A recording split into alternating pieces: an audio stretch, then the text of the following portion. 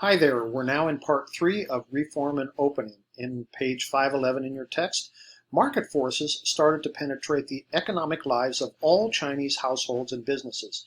Reforms were also successful because they had no losers and demanded no sacrifices. Institutional reform on the local level created intense competition and innovation. Reforms were pragmatic, piecemeal, and cautious, not wholesale or systemic.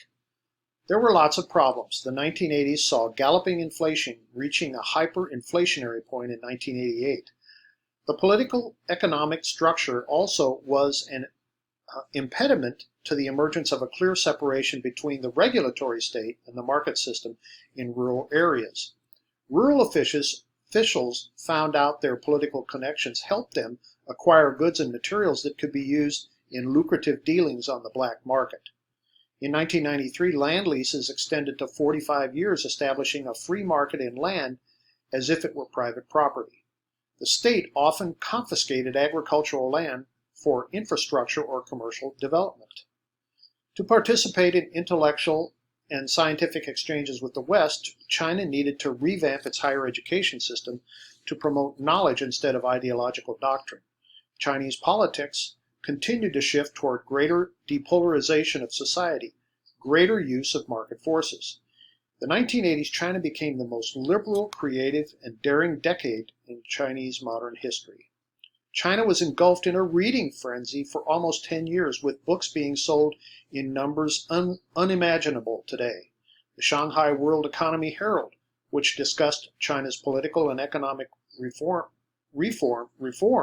had a circulation of 300,000 at its heyday.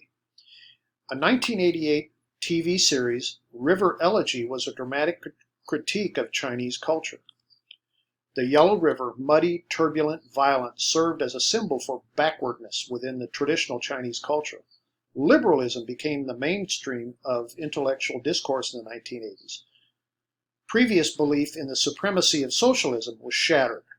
Reformist faction headed by Hu Yaobang and Zhao Zhiyang, opposed by conservative hardliners, resulted in top leadership partial paralysis. This is a TV series called River Elegy that was prevalent at that time. It was later banned. This is an hour-long video, but I'm just going to show you about the first 30 seconds of it, just so you can get a taste of what it looks like. Here we go.